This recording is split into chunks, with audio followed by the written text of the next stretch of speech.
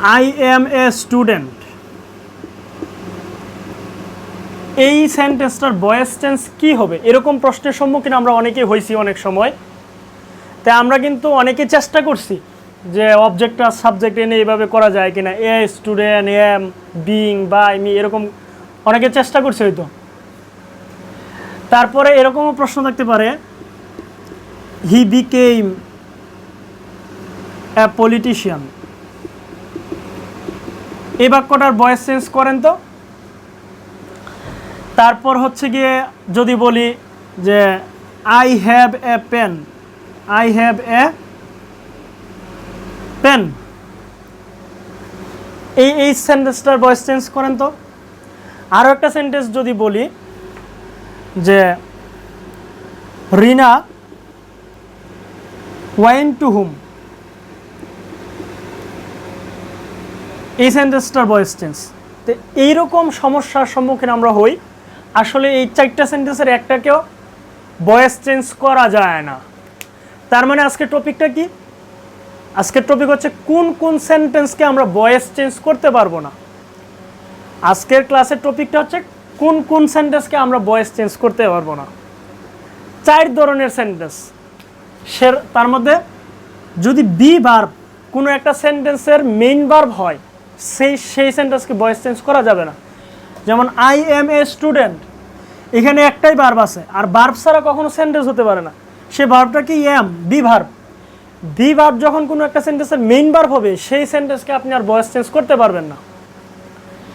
তারপর হচ্ছে he became A politician, এটা হচ্ছে লিঙ্কিং ভার্ব। লিঙ্কিং ভার্ব যুক্ত সেন্টেন্সকে আপনি ভয়েস চেঞ্জ করতে পারবেন না। কিভাবে লিঙ্কিং ভার্ব?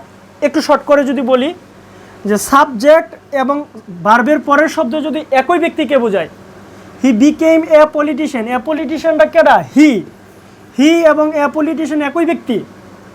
তাদের মাঝখানে যে ভার্ব থাকবে এটাকে বলা হয় কমপ্লিমেন্ট, তাদের মাঝখানে যে ভার্ব থাকবে এটাকে বলা হয় লিঙ্কিং ভার্ব। এই লিঙ্কিং ভার্ব যুক্ত সেন্টেন্সকে কি করা যায় না? ভয়েস চেঞ্জ করা যায় না, এটারও ভয়েস চেঞ্জ হবে না। তারপরে একটা হচ্ছে কি হ্যাভ ভার্ব। আমরা জানি হ্যাভ ভার্ব হচ্ছে কি have, has, had.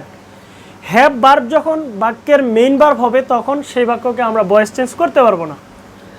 I have a pen, এই সেন্টেন্সে একটাই ভার্ব আছে, সেটা হচ্ছে কি হ্যাভ ভার্ব। এই হ্যাভ ভার্ব হচ্ছে কি মেইন ভার্ব হয়ে গেছে, এই কারণে এই বাক্যেরও ভয়েস চেঞ্জ হবে না। Rina went to home, intransitive verb দ্বারা গঠিত সেন্টেন্সকে ভয়েস চেঞ্জ করা যায় না। এই ওয়েন্ট হচ্ছে intransitive verb. Intransitive verb, intransitive verb মানে কি? যে ভার্বের অবজেক্ট থাকে না অথবা যে ভার্বের অবজেক্ট লাগে না। রিনা ওয়েন্ট টু হুম, এই টু হুম এটা অবজেক্ট না, এটা অবজেক্ট না। ভার্বের পরে শব্দ থাকলে এটা অবজেক্ট না। অবজেক্টের ক্লাসে আমি আলোচনা করছি কিভাবে অবজেক্ট পাওয়া যায়।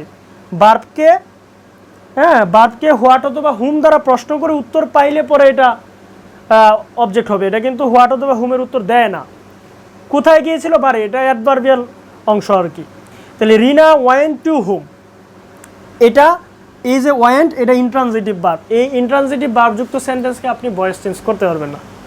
তাহলে এক কথায় যদি বলি একসাথে, বি ভার্ব যখন মেইন ভার্ব হবে, লিঙ্কিং ভার্বযুক্ত সেন্টেন্স, হ্যাভ ভার্ব যখন মেইন ভার্ব হবে, এবং ইন্ট্রানজিটিভ ভার্ব দ্বারা গঠিত সেন্টেন্স, এই 4 প্রকৃতির সেন্টেন্সকে আপনি ভয়েস চেঞ্জ করতে পারবেন না।